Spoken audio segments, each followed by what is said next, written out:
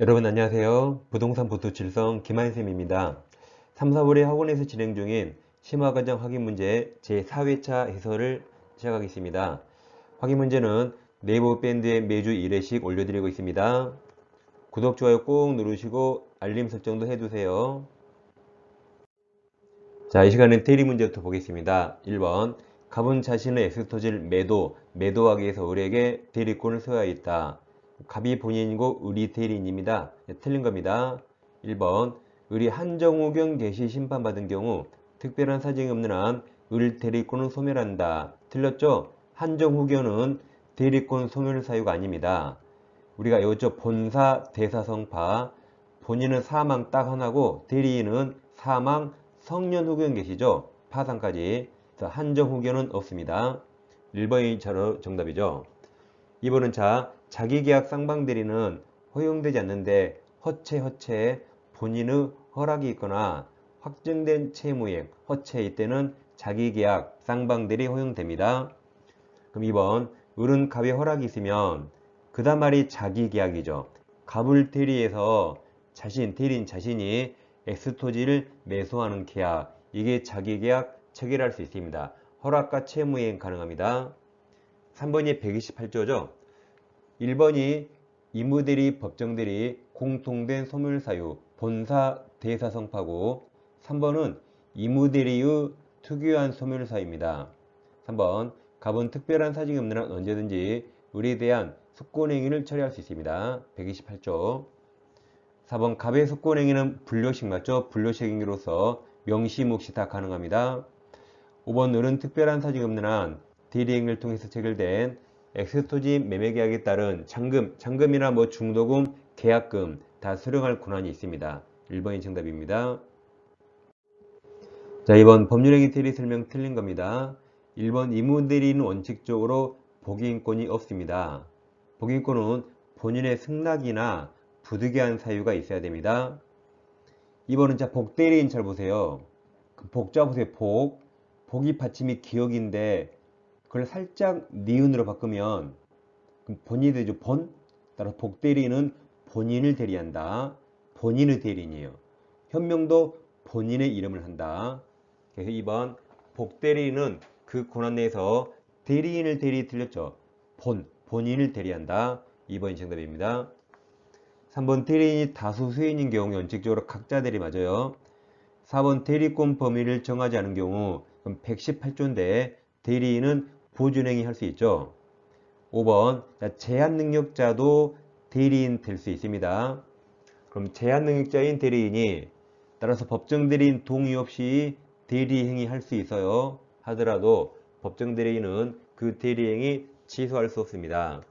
즉 대리인 능력은 먼저 의사능력은 기본적 필요한데 행위능력이 필요한가 요하지 않는다가 117조입니다. 따라서 제한능력자도 대리인 될 수 있다. 왜냐하면 제한능력자가 대리하더라도 제한능력자가 책임지지 않기 때문에 이자가 손해볼 리가 없습니다.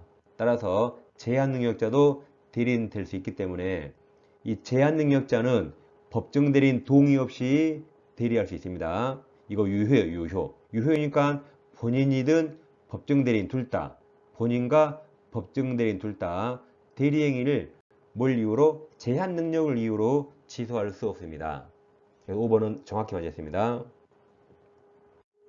3번 갑은 자신의 X부동산 매매계약 체결에 관한 대리권을 을에게 소유하였고 갑이 본인 을이 대리인입니다. 을은 갑을 대리해서 병과 매매계약 체결했다. 옳은 겁니다.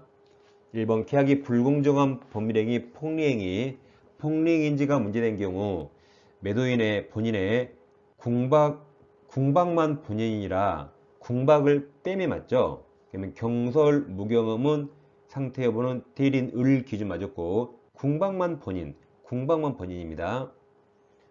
2번 을은 본인의 승낙 갑의 승낙이나 부득이한 사이가 있어야 복대리인 선임할 수 있다. 그래서 무승부가 아니라 복승부 이무대리인은 승낙과 부득이한 사이가 있어야 선임할 수 있다. 자, 3번이 어려운데 잘 보세요. 자, 대리인은 상대방에게 중도금, 잔금 받을 수 있습니다. 3번 을이 병으로부터 대금 전부를 지급받고 여기가 사선을 끊어요. 자, 그럼 대리인 을은 병으로부터 대금을 지급받을 수 있습니다. 따라서 병은 할 일을 다 했죠. 병이 을에게 돈 다 줬으니까 병은 할 일을 다 했습니다.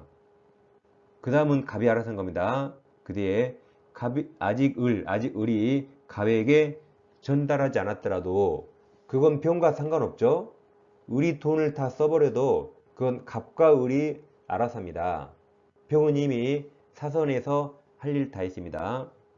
그래서 그 뒤에 특별한 사정이 없는 한 병의 대금 지급 의무는 변제로 소멸했습니다. 파랑새에서 다 소멸했다. 정답이 3번입니다.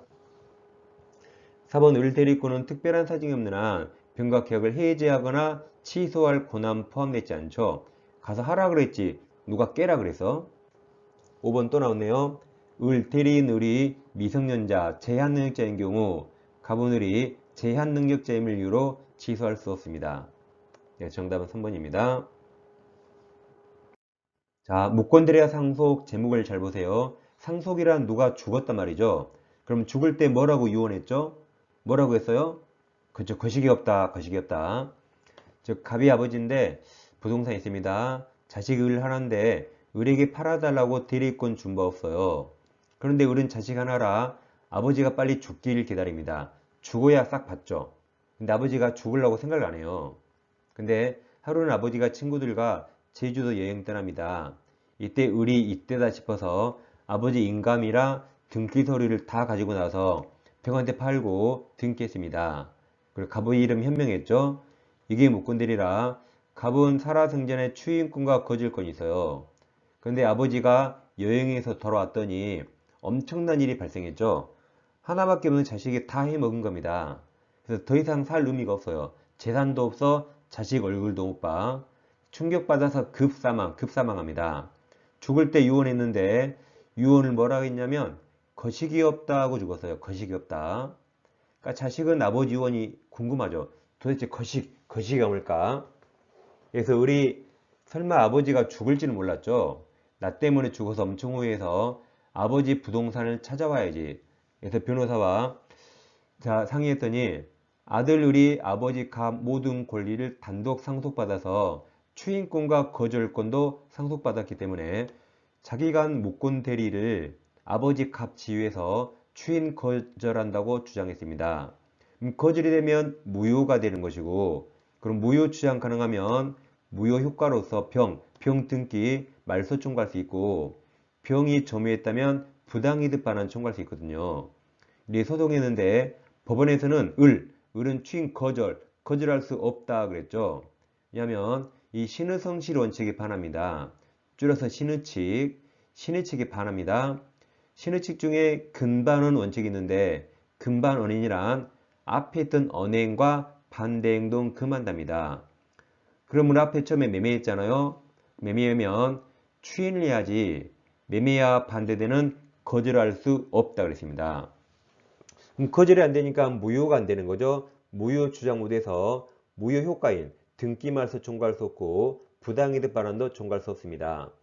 이렇게 소송에 다 지고 아버지 유언을 알았죠. 거식이 없다가 뭐든지 없다로 끝났죠. 4개다. 그래서 거식이 거절 못한다. 그러니까 무효 X, 무효 효과인 등기 말소 X, 부당이득 X가 됩니다. 거식이 없다. 그래서 병이 결국 실체관계 부합해서 소유권 취득하는 겁니다.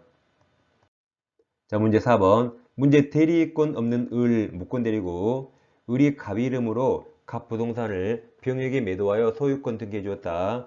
그 후 을이 갑을 단독 상속 나왔죠? 그럼 뭐라고 유언했다? 거식이 없다. 이제 틀린 겁니다. 그럼 뭐 3번, 4번 두 개만 알고 나머지 필요 없는 지문인데 그러면 거식이 없다니까 있다가 4번 이게 정답이에요. 없다. 3번처럼 없다로 끝나야 돼요. 그러면 3번 제일 끝에 없다죠? 없다 앞에 등기 말소 청구할 수 없다 맞아요. 4번은 제일 끝에 부당이득 반환 청구할 수 없다 해야 되죠. 정답이 4번. 거식이 없다 꼭 기억하세요. 다음 5번도 대리권은 을 무권 대리입니다. 을이 갑을 대리해서 갑 토지에 대한 임대차 동그라미 매매가 아니라 임대차를 무권 대리했네요. 비용과 체결했다. 틀린 겁니다. 1번 이 임대차 계약이 무권대리. 무권대리는 본인 갑이 추인하지 않으면 특별한 사정이 없는 한 본인 갑에서 무효이다. 맞았습니다. 효력이 없다. 2번 갑은 이후 임대차 계약 무권대리를 명시 묵시적 추인 가능합니다. 3번 상대방 병이 계약 당시에 을에게 대리권 없음을 알았던 경우 병은 갑에 대한 최고 동그라미 최고권 인정된다죠. 우리 최악의 선처리 이었잖아요. 최고는 악의도 가능하지만 선처리 선의만 처리할 수 있다. 답이 3번입니다. 4번 본인 갑이 임대기간을 단축하여 변경했네요. 위 임대차 계약을 추인. 이게 변경을 간 추인이죠. 추인한 경우 병동이 있어야 되죠. 병동이가 없는 한 그 추인은 효력이 없다. 무효이다. 5번 갑이 추인하면 특별한 사정이 없는 한 위 임대차 계약은 계약 시에 소급 맞았죠. 동그라미 쳐요. 추인하면 소급표가 있다. 정답은 3번입니다. 6번 표현들의 설명 옳은 겁니다. 자, 2번 표현들이가 성립하는 경우 과실상계 동그라미 쳐요. 과실상계 법리를 유추 적용해서 본인 책임을 경감할 수 없답니다.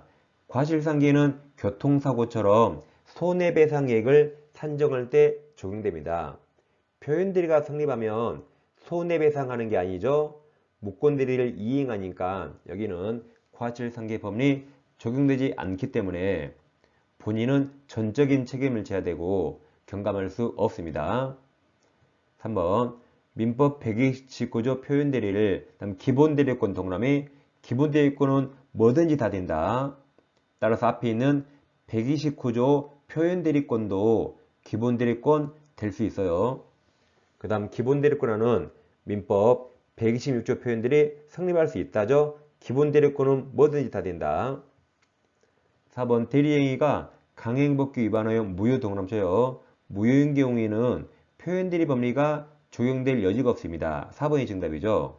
대리는 대리권이 없지만 행위는 완전 유효일 때 표현대리가 됩니다. 여기처럼 행위가 강행규정 위반 무효라면 애초에 표현대리가 될 수 없습니다. 5번 유권대리 주장 속에는 표현대리는 무권대리죠. 따라서 표현대리 주장이 포함되어 있지 않습니다. 답은 4번입니다. 이제 조건으로 왔습니다. 7번 법률행위 조건기한 설명 틀린 겁니다. 1번, 2번 같은 게 시험에 제일 많이 나왔죠. 1번 조건부 법률행위에서 불능조건 마이너스 정지요건 플러스 곱한 마이너스라 제일 끝에 무효 맞았습니다. 2번 조건부 법률행위에서 기성조건 플러스 해지조건 마이너스 곱한 마이너스라 제일 끝에 무효 맞았습니다. 3번 법률행위에 조건이 붙어있다는 사실은 그 조건 존재를 주장하는 자가 증명합니다. 4번 기한이익 상실특약은 특별한 사정이 없으면 형성권적이죠. 형성권적입니다. 자, 밑에 여백에서 기한이익 상실특약은 특별한 사정이 없는 한 형성권적으로 추정합니다. 이건 애운 게 빨라요. 자, 내가 아는 형이 기한이 형이 있는데 그 형 공부 잘해서 기한이 형 성적이 좋아요. 기한이 형 성적이 좋아요. 답이 4번이고 5번 종기 있는 법률행위는 기한이 도래한 때부터 효력을 상실합니다. 4번입니다. 8번 조건기한 설명 틀린 겁니다. 이번 법정 조건은 법률행위 부관으로 조건이 아닙니다. 조건기한은 당사자 의사에 따라 붙인 거고 법에서 정해진 건 아닙니다. 2번이 불법 조건. 조건이 선량한 풍속 기타 사회질서에 위반한 것이면 예를 들어 첫 계약을 조건으로 했다. 그러면 조건만 무효함이 틀리고 그 법률행위 자체가 무효가 됩니다. 3번 조건부 법률행위는 조건이 성취되었을 때 비로소 법률행위가 성립한다가 틀렸죠. 이 조건과 기한은 효력 요건입니다. 그래서 그때부터 효력이 생기거나 효력이 소멸한다. 이건 효력 요건이지 성립 요건이 아닙니다. 답이 3번이고 4번 조건부 법률행위에서 또 나왔죠. 불능조건 마이너스 정지요건 플러스 곱한 마이너스라 제일 끝에 무효 맞았습니다. 5번 과거 사실은 법률행위 부관으로 조건으로 되지 못하죠. 조건기한은 원칙 소고표 없습니다. 미래, 장래에 발생할 일이고 과거 사실은 조건이 되지 못합니다.